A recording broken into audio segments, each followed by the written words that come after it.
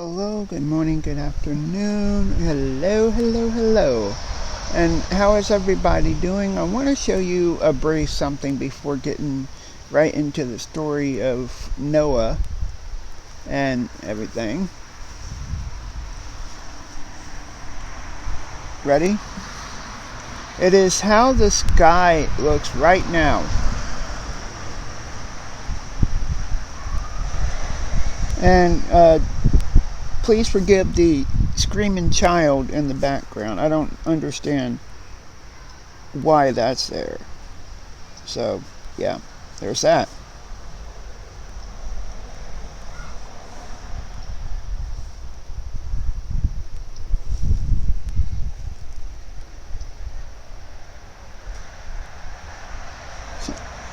Forgive me, I'm just looking up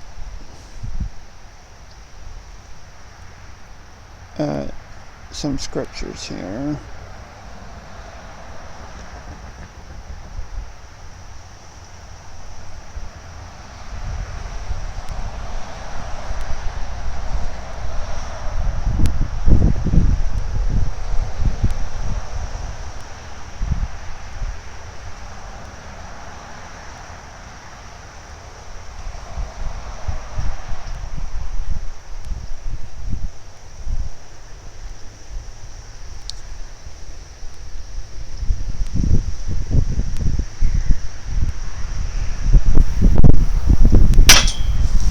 Alright, that just happened.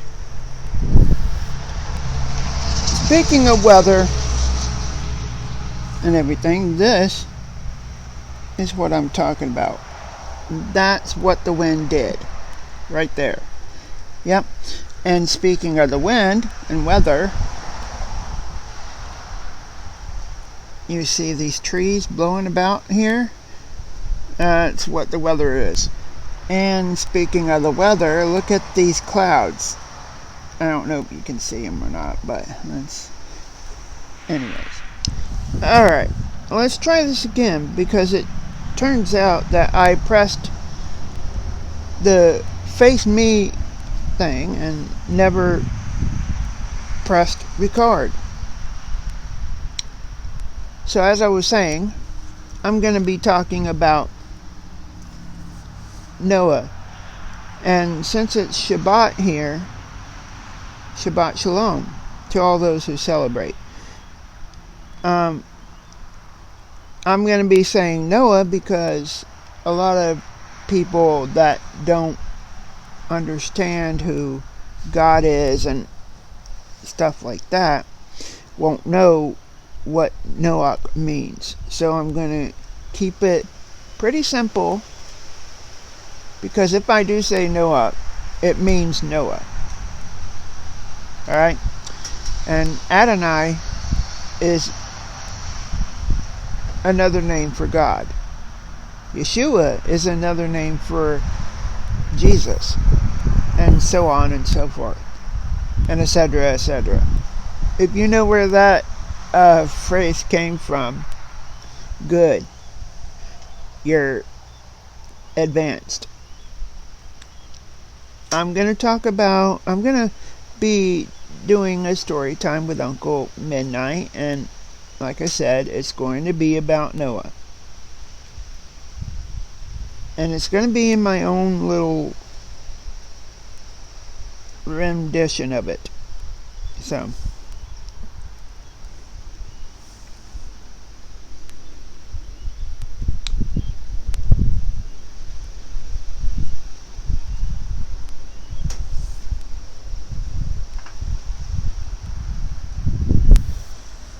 So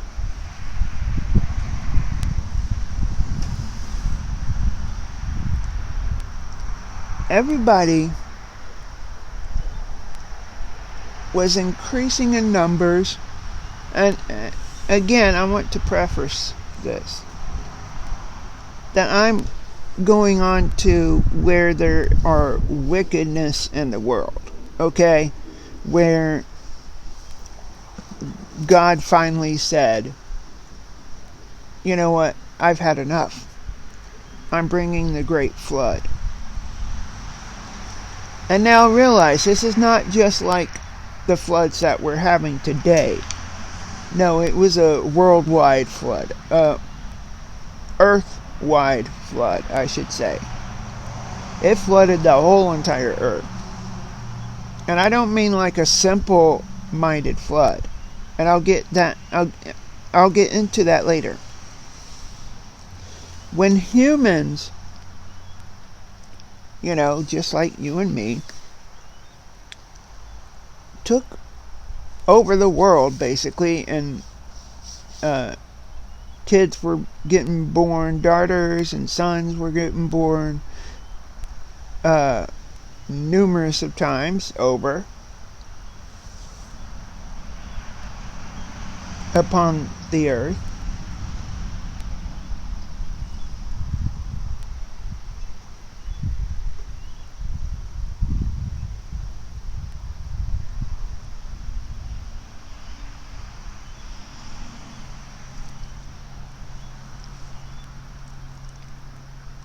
Then going on a little bit further ahead, because I'm reading this here,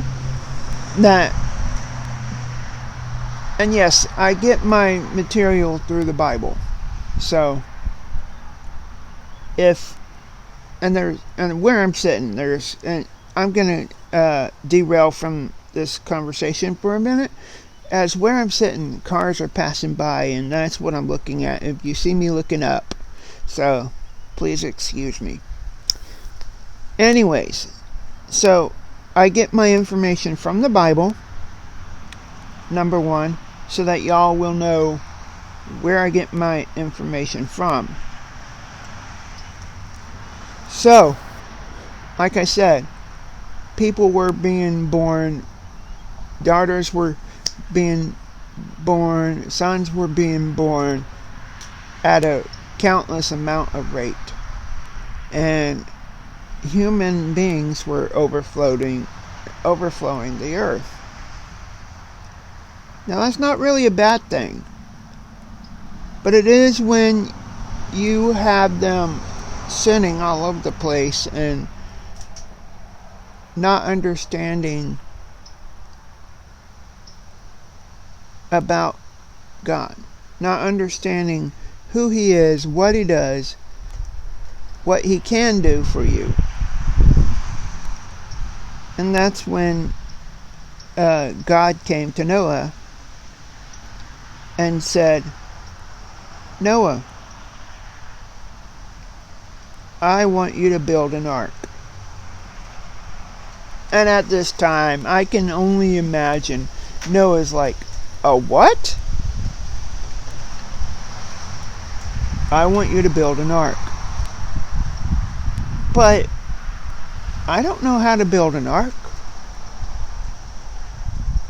Noah, I will give you the instructions on how to do it. And it never really says how he gives information. It just says here that Noah was a righteous man, blameless among the people of his time. At that time when Noah was around, he was blameless among the people of his time. And he walked faithfully with God, meaning that he had faith that what God said is true. What God says in the Word is true.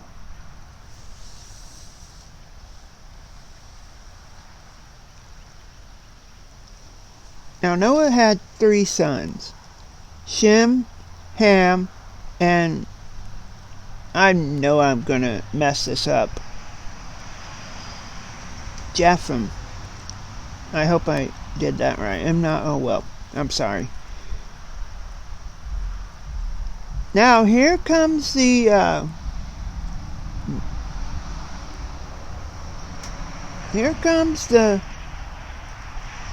story that I'm going to tell you about.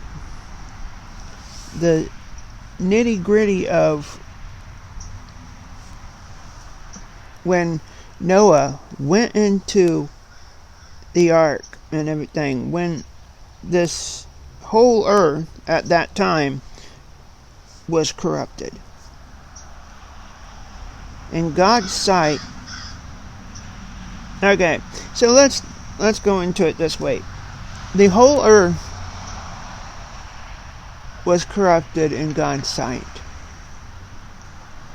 and was full of violence. God saw this corruption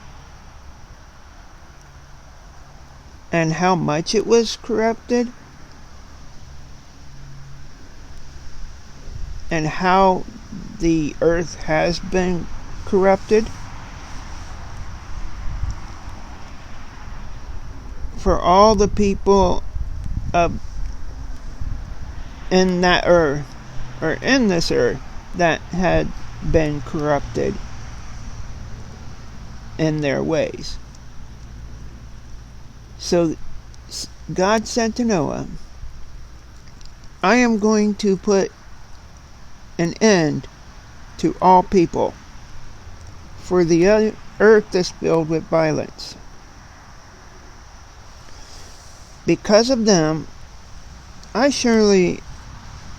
will be going to destroy both them and the earth. And now I know what you're saying right now. That is huge. And you're right. That is huge. That is tremendous. And you're pretty scared right now, right? I bet you are. But it gets better later on, I promise you, because I know the ending. I've read the Bible. And if you know the ending, great. Please don't spoil it for everyone. But I know the ending, and I know what happens. So stick around. We'll be getting to the end soon. Hopefully. But anyways, God said to Noah, I'm going to destroy the earth and everyone in it. And here's where the ark came in to play. So make yourself an ark of cypress wood. I sure hope you know what cypress wood is, and if not, I'm going to be adding it into videos somewhere around here. Make rooms in it and coat it with pitch inside and out. Okay.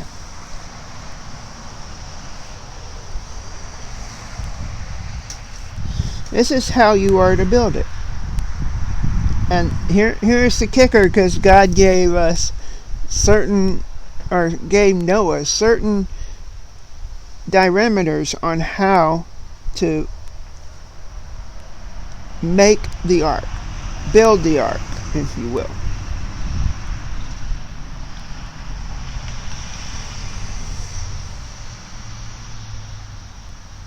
The ark is to be 300 cubits long, and I want you to do some mathematical equations here. I want you to go into Google. I want you to go into your calculator and tell me how long in feet is it, in inches is 50 cubits, or excuse me, 300 cubits wide, long, and 50 cubits wide and 30 cubits high is. Okay? Then it says make a roof for it, leaving below the roof an opening 1 cubit high all around. Why do you think God told Noah to do that? Well, I have pictures that I'm going to put into this video of my visit of Noah's Ark. Well, not the Noah's Ark, But this story ties in with, that experience of the Noah's Ark experience. And I'm not going to go off on a tangent now, but just remind me after the story. So, there was a lower, a middle, and an upper deck. I'm going to bring floodwaters on the earth to destroy all life under the heavens. Every creature that has breath of life in it, everything on earth will perish. And if you don't know what perish means, that's another word for everything will be gone, passed away.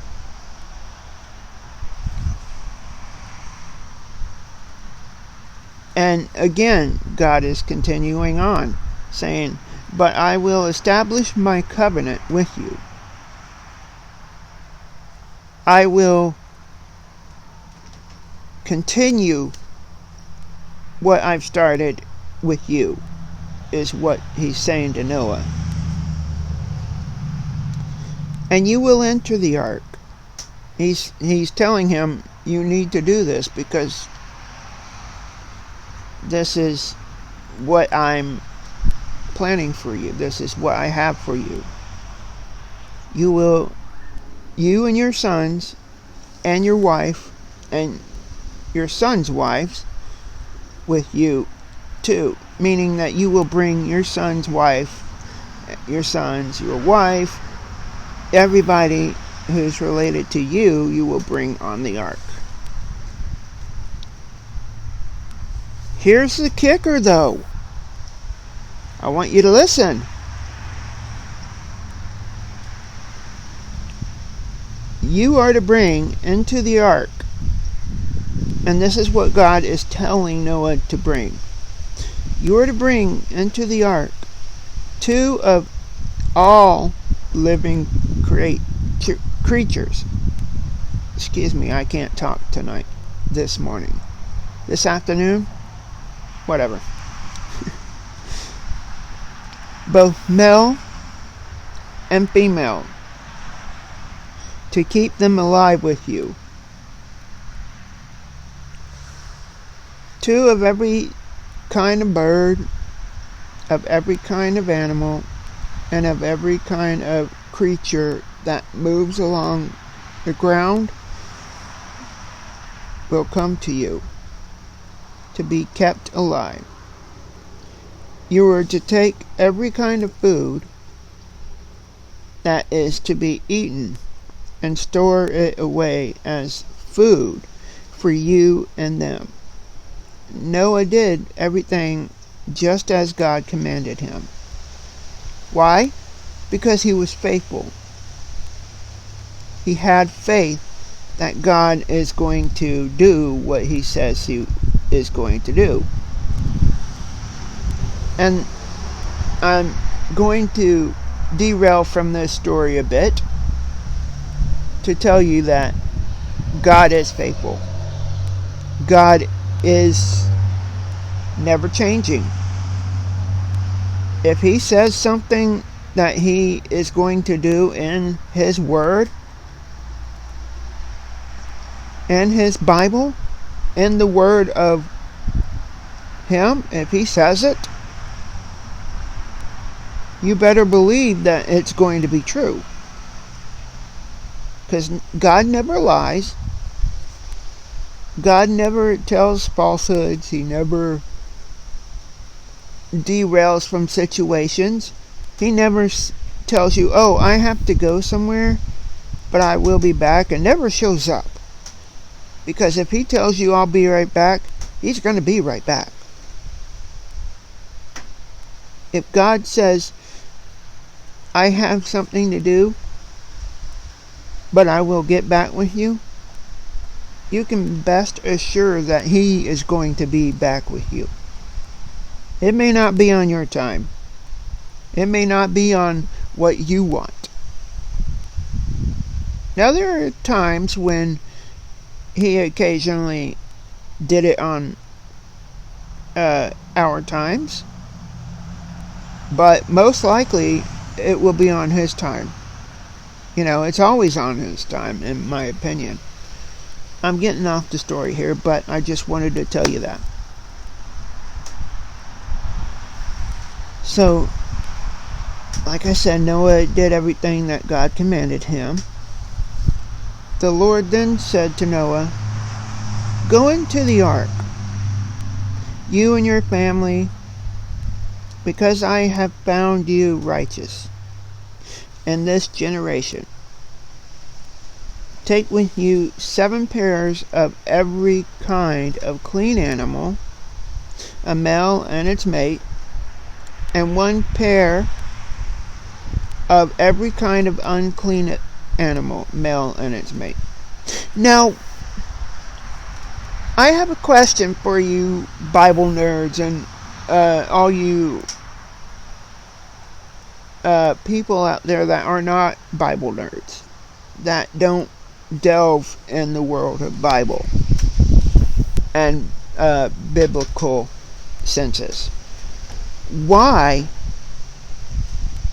do you think that God said, take with you 7 pairs of every kind of clean animals, male and female, and then 1 pair of unclean?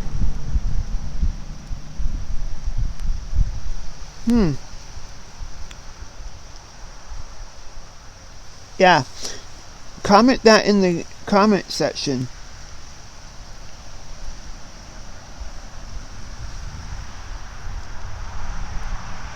And also, 7 pairs of every kind of bird, male and female. So he didn't forget about the birds.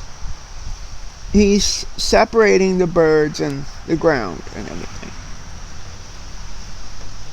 to keep their various kinds alive throughout the earth. 7 days from now, I will send rain. So you can sense a pattern here. 7, 7, 7. It's like a continuous cycle there,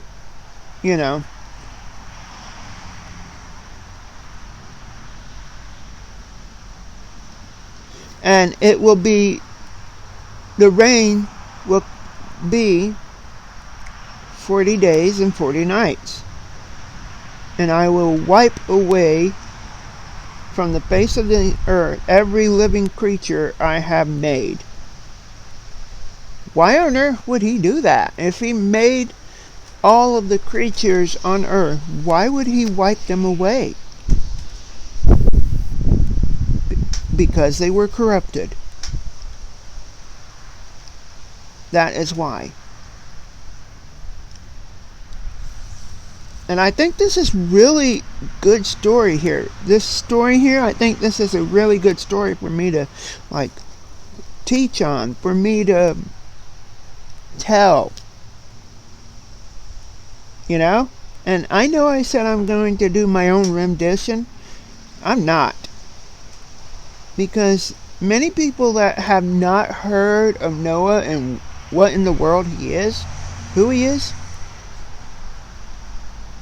I'm giving you a rundown. Sure, there's a loose translation there of my own rendition of what it says, but I'm basically going word for word from the Bible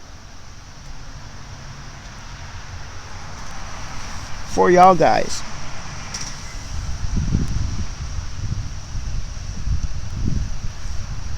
And again, Noah did all that the Lord has commanded. I say God because when they say Lord, many people are considering, I'm not sure if I do or not, that God, or the Lord Jesus Christ, is God. Now again, I'm not going to differentiate, however you say that, definitive on what is what and which is which, you know.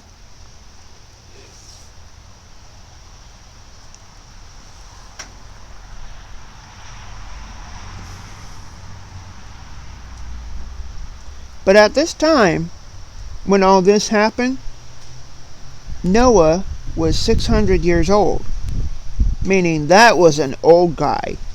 Okay, I'm 52 years old. I can't imagine being 600 years old. I mean, if that's the case, I'd be doing YouTube videos for over a decade. I'm hoping, I pray that I'm around that long. For one, I'll get to see a lot of my cousins grow up. I might get to see new cousins that, like third cousins that I have yet to see because they aren't born yet. I'm getting off of subject here. Let's get back onto the story. Anyways, much love to my cousins if they're watching. So when the floodwaters came upon the earth, and Noah and his sons, I was about to say, and his Noahs and his sons, that makes no kinds of sense, but I guess whatever floats your boat, huh? And Noah and his sons and his wife and his son's wives, entered the ark. I'm doing really good on speaking. English is my first language, I promise you. To escape the waters of the flood, pairs of clean animals and unclean animals, of birds and all creatures, that move along the ground, male and female, came to Noah and entered the ark, as God had commanded Noah to do. And after 7 days, the flood waters came upon the earth. And the 600th year of Noah's life, on the 17th day of the second month. So, you know how ours is a Gregorian calendar. Hebrew calendars are different from our calendars. Okay? So, when they're saying the 17th day, that's not meaning the 17th day on February 2nd. Or in February. No, that's meaning something else in Hebrew. Now, don't quote me on that. I'm not 100% on that, so do not quote me. If you want to, go ahead and send a comment in the section below and letting me know. Set me straight if you have to. Please and thank you.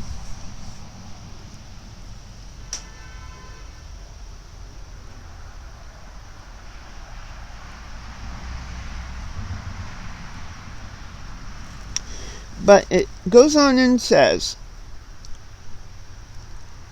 and we are in Genesis 7, verse 11.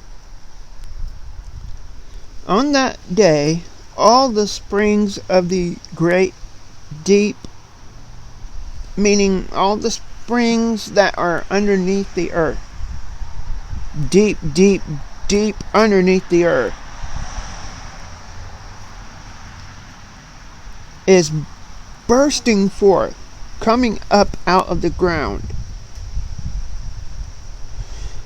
And floodgates from the heavens.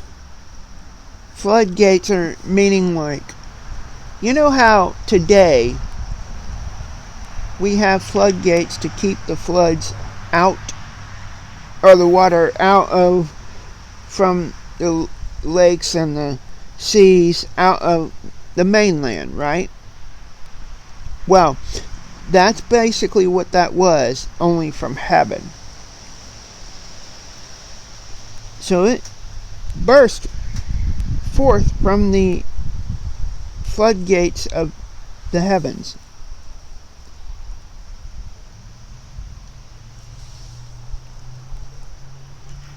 And the heavens were open, meaning that the floodgates from heaven was open. And rain fell on the earth. Yep, I can talk. 40 days and 40 nights. Meaning that on 40 days, 40 nights, the rain fell upon the earth. Now I know you're sitting there. I know what it means. Yeah, but I'm talking like this for the people that don't know. You know, the people that never picked up a Bible. Not for the ones that has. See, Jesus even said, I do not come for those who already know the truth.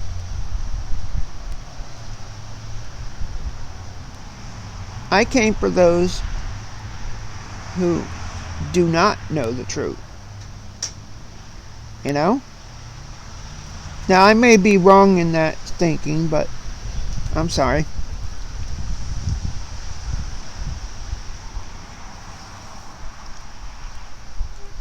And then it goes on and says, in verse 13, on that very day, Noah and his sons, Shem, Ham, and Japheth, I guess, together with his wives and the wives of his 3 sons, entered the ark. And again, I have pictures that I'm going to put. They had with them every wild animal according to its kind, all livestock, and you know what livestock is: cattle, sheep, goats. And yes, all of the livestock, according to their own kinds. Every creature that moves along the ground or earth,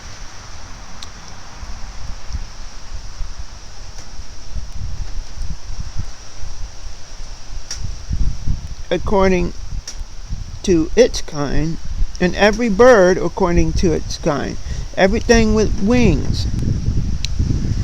Pairs of all creatures that have the breath of life in them came to Noah and entered the ark. The animals, verse 16, the animals going into were male and female. Again, with that male and female thing. And in this story of Noah's Ark, we're going to be hearing that more and more. Male and female. Okay, there was no male and male because you can't reproduce with a male and male. You know, there was a male and female because that's the way God wanted it to be. Alright? I'm not going to touch into that because this is about Noah's Ark. But just saying, this is what God is saying about male and female. Of every living thing as God had commanded Noah. Again, Noah had faith that God is going to do things, you know, the way God said he's going to do it. And so he followed God's law, and you'll see what's going to happen. Then the Lord shut him in for 40 days. The flood kept coming on upon the earth, and as the waters increased, they lifted the ark high above the earth. let's pause there for a moment, and I'm going to tell you a story of what happened while I was there at the Ark Experience in Kansas, somewhere in Kansas. So I was in a virtual reality simulator. They allowed me to keep my glasses on, but it was a very cool experience because this virtual reality took us all the way back to Noah's days, when Noah was directing his sons on where to place the pieces of the ark and everything. And it took us from the actual Ark Experience exhibit all the way back to that Ark from Noah's Ark days. And then from there, since it was a robot, it accidentally hit a button that made us go in the past, and then hit another button that made us go through a mouth of a dinosaur and hit, inside of that mouth, went right directly inside of that mouth. Not only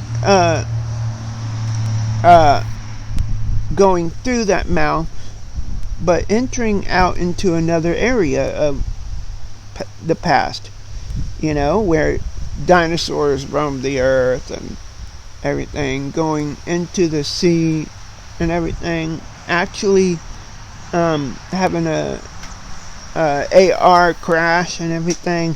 If you ever go to the Ark Experience, ride that ride. I encourage you to. It's wonderful. Anyways, the waters increased, and they lifted up the ark high above the earth.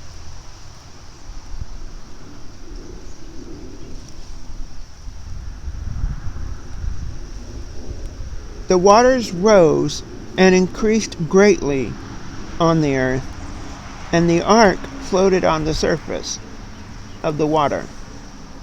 I don't know why I paused there. Verse 19. They rose greatly on the earth, and all on the high mountains under the entire heavens were covered. And let's put that in plain English, please. Yeah, that's certainly a word. Let's put that in plain English. So what they're saying is that all the mountains were covered in water. That, was seen from heavens, all the mountains on earth. And you know how big a mountain is. It was covered in water. Rainwater. Flood. Now, keep that with you while I'm continuing within the story, please.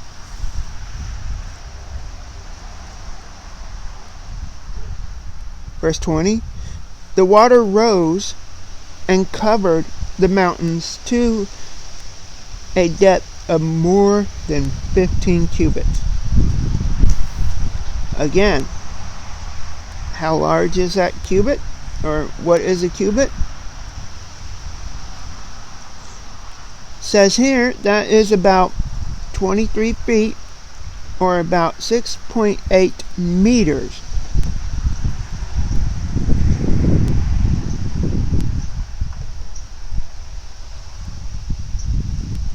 So yeah, 23 feet is nothing to laugh at right now. Every living thing that moved on land perished birds, livestock, wild animals, all the creatures that swarm over the earth, and all mankind.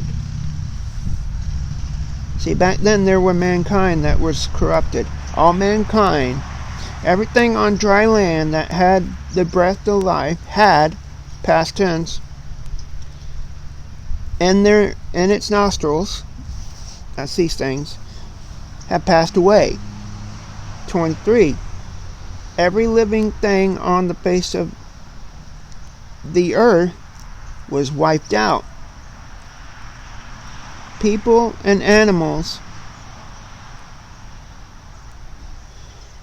and the creatures that had moved along the earth, and the birds were wiped out from the earth. Only Noah was left, and those with him in the ark.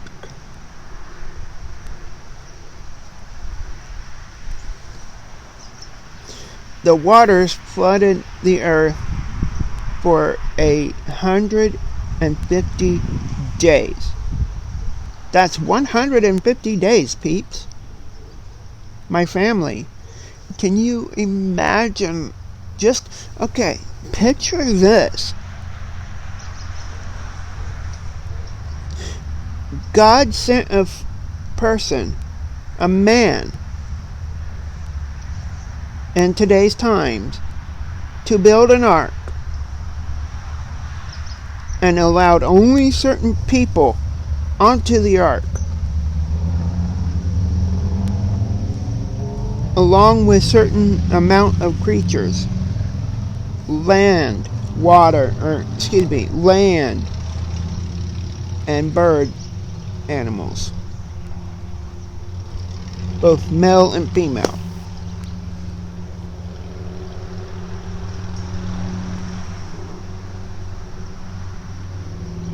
And then sent a big, humongous flood. Family, how devastating that will be. Goes on in chapter 8. And yes, I know this is long. Bear with me, please. Chapter 8, it says, "But God remembered Noah and all the wild animals and the livestock that were with him in the ark. And he sent a wind over the earth, and the waters receded. Now springs of the deep and the floodgates of the heavens had been closed, and the rain had stopped falling from the sky. The water receded steadily from the earth. At the end of 150 days, the waters had gone down. And on the 17th day of the 7th month, the ark came to rest on the mountains of Ararat. The waters continued to recede until the 10th month. On the first day of the 10th month, the tops of the mountain became visible.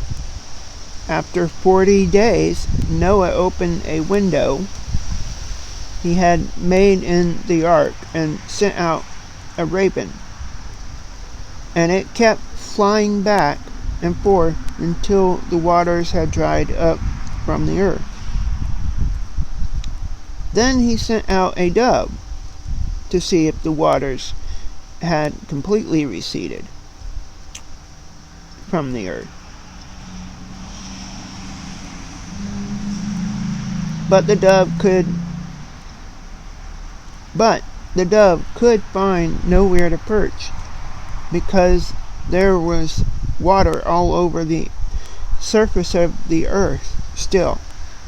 So it returned to Noah in the ark. He reached out his hand and took the dove and brought it back to himself in the ark. He waited 7 more days and again sent out the dove from the ark. Family, I'm hoping you're enjoying this story. It's almost over. So if you are enjoying this, please leave a like. Going on to verse 11 of chapter 8.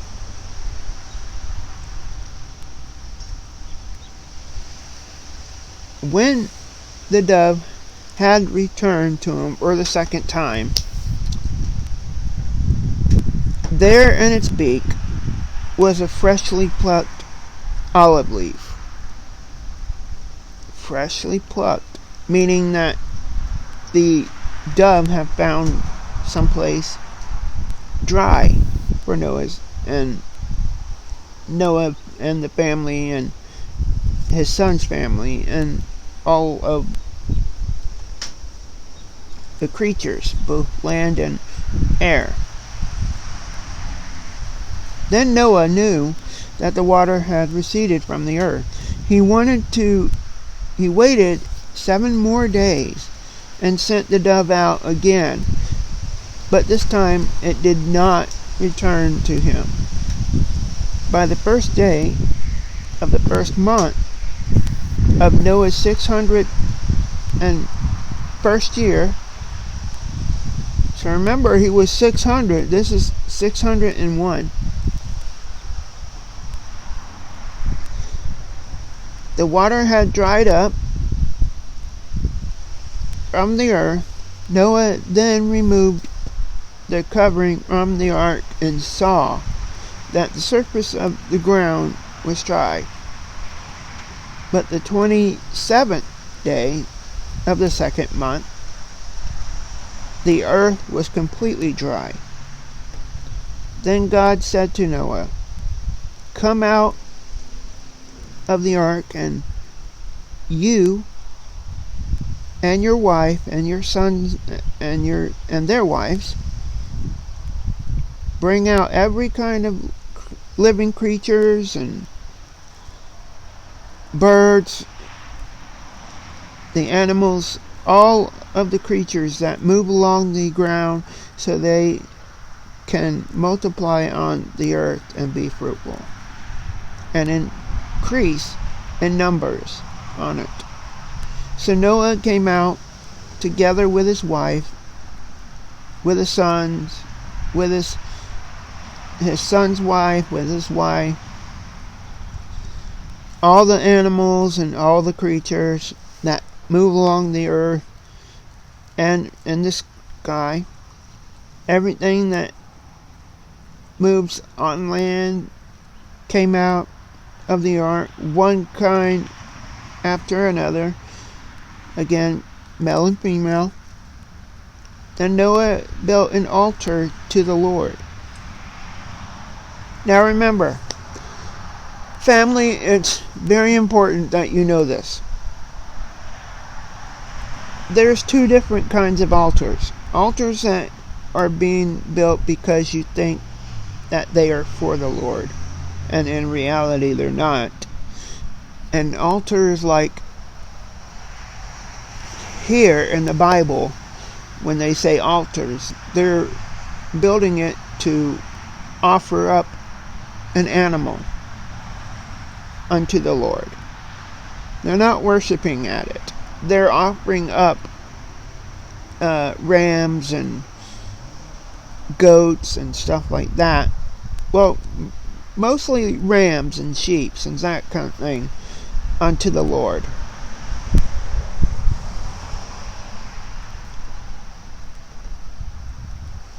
Brought out all kinds of clean and animals and birds. He sacrificed burnt offerings, upon the altar. The Lord smelled the pleasing aroma and said in his heart, "Never again will I curse the ground because of humans, even though every inclination of the human heart is evil from childhood, and never again will I destroy all living creatures as I have done."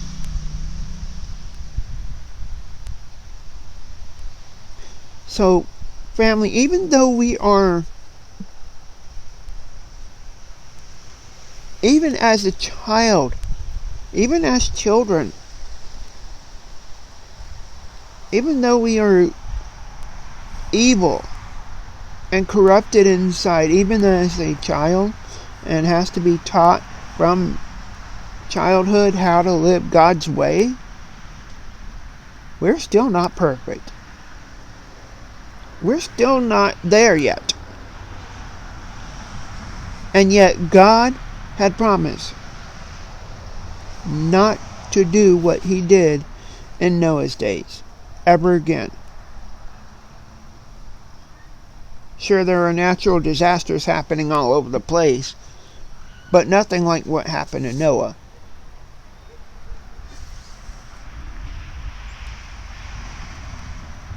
As long as the earth endures seed time and harvest, cold and heat, summer and winter, day and night will never cease.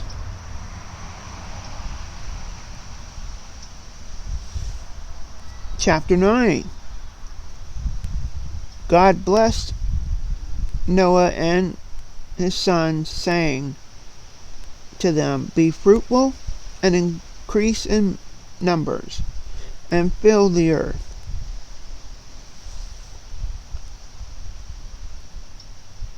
The fear and dread of you will fall on all the beasts of the earth, and on all the birds in the sky, on every creature that moves along the ground,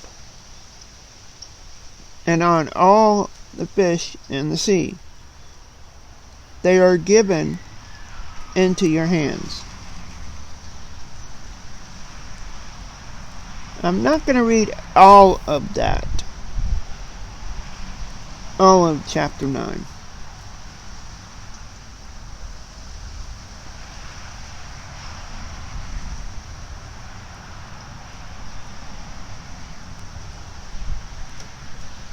Okay, and verse 13 is what I want to end on. In verse 13, it goes on and says, "I have set myself a rainbow in the clouds, and it will be a sign," the sign, not a sign, the sign of the covenant between me and the earth. Whenever I bring clouds over the earth and the rainbow appears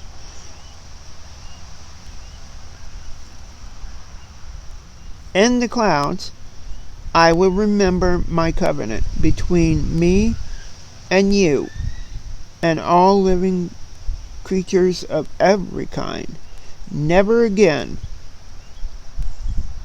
will the waters become a flood to destroy all life.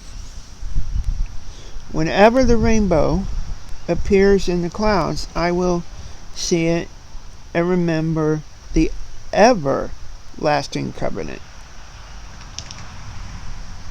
between God and all living creatures of every kind on the earth. See, so he said it twice in that. So God said to Noah, "This is a sign of the covenant I have established between me and all life on the earth. So, family,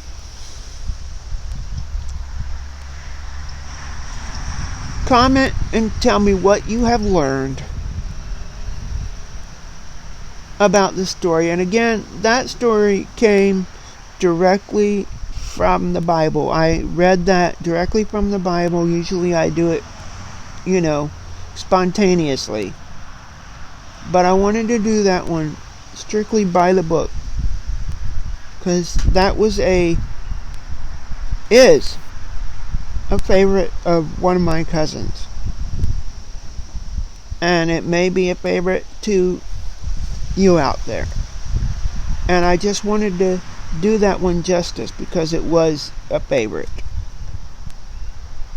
Sure, because I read that, I may do another one today that is shorter. With my own rendition of it. But then again, I may save that for next weekend. Until then, until next live or next whatever, may God richly bless you and keep you safe. I love you.